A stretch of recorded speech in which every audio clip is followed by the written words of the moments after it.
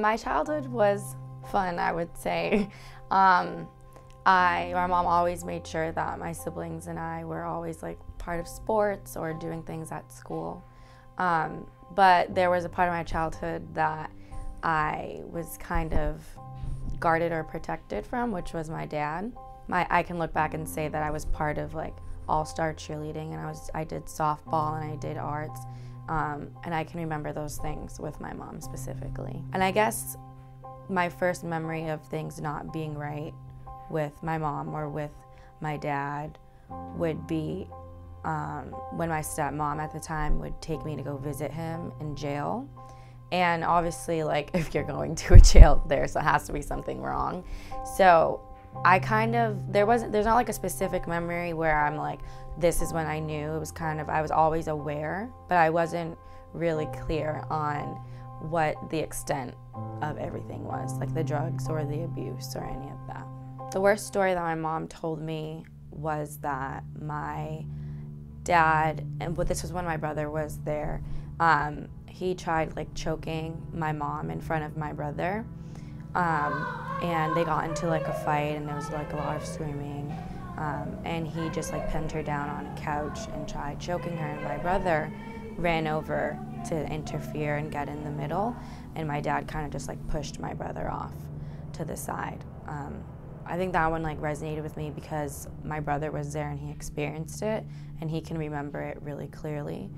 But my mom always told me that my dad would always hit her or, you know, do things to hurt her, like take her car and things like that and make sure that she couldn't go anywhere. But that one for me is the one that really hits home. I think it just took a lot of trial and error because it's not like after my dad there weren't a whole bunch of, you know, terrible guys after that. But there were men after my father that still weren't healthy for her. And I think it's about really learning about yourself as an individual and kind of having like a self-revelation. As for her, that was going to church and finding God and just really understanding who you are. And then I feel because she had children and she looked at my brother, my sister, and I and looked and saw like, these are the people I'm raising, I want them to have the best in their life as possible, that kind of also made her change like her ways of thinking. Like, I'm not going to accept this anymore, but not just for myself, for my children. And she really struggled to get through it because she went through it for a long time with my dad, dealt with everything, the abuse, the drugs, like the family issues. And it just really takes, you know, just a switch in the mindset to say, okay, I can't deal with this anymore. So she had a boyfriend that it was kind of just like a mental abuse. I feel like domestic violence isn't just physical, it's mental, it's emotional, it's a bunch of different things. And you can see like where that strain is put on somebody, especially when you're having a child. And so I can remember things where like there was fighting or there was, you know, slamming up against the wall or, you know, threatening or like leaving. One specific memory I have of my mom is her boyfriend dumped a can of beer over her head and she was crying and was really, really obviously upset. And I can remember that of her, and you know, for a long time I didn't know if this like image was real. I couldn't tell. But when I talked to her about it, it's something that happened multiple times. And to find safety, and although that can take a long time, she did it. And so today she's happily married, she has her family, she doesn't have to deal with anything like that. But you can see in ways that it has affected her today, whether it be when she's talking to my sister or to just friends about things or the things that she's doing in her life to make sure that other people aren't suffering. So it definitely took a long time for her to come out of it, but she's like better now and she doesn't have to worry about that type of stuff. My mom's openness has definitely just made me more aware of the people that I choose to date or talk to. I'm the type of person that just like jumps right in to questions like, so did you have both of your parents in the household? Like, what was that like? She's kind of made me more cautious, but it's made me a lot smarter. I feel like sometimes there are girls that don't have the guidance of, you know, a mother or a father.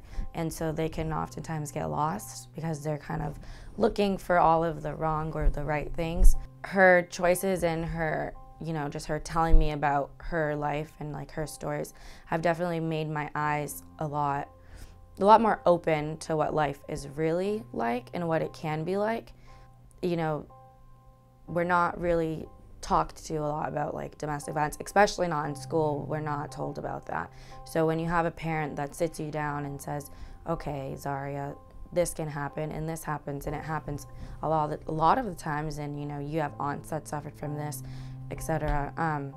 It kind of just makes me take a step back and look at the world differently. And as for my relationships, if I see something that I don't think is like right or positive, I like say, hey, we're not gonna do that, or we can't talk anymore. Just a couple months ago, someone was really, really overbearing, and I was just like, man, you're so cute, but you know, I can't date somebody that is going to be really overbearing or, you know, just overprotective and doesn't want me talking to certain people, you know. I think my advice would be to definitely like speak up about it, whether you talk to the person who is being abused. It can be really hard. I have friends that went through really like terrible relationships, and because I was in school doing Sisters on the Runway, I was able to kind of use my platform to reach out to them indirectly, and they kind of like would catch the memo that I was trying to say something. But I think it would be to speak up, whether it's to the person or to someone else that they feel comfortable with, or go to like an authoritative figure that someone can trust. But it's definitely really hard, but I think we have to create conversation about it and around the issue, because it can go to like really terrible extremes. Another thing I want to say is I feel like I was reading a book by Bell Hooks called Talking Back, and she talked about how women are oftentimes, you know, labeled as like a battered woman, like they're that permanently. And I think that the problem with calling women a battered woman is they're beaten and they're abused, but they're not labeled like that permanently. They can come out of that. So I think it's important that we kind of, my mom was beat, she was abused, and she was battered, but she's not a battered woman. She's a woman that came from this turmoil of a relationship and survived. So she's a survivor and not a battered woman. Just want to say that.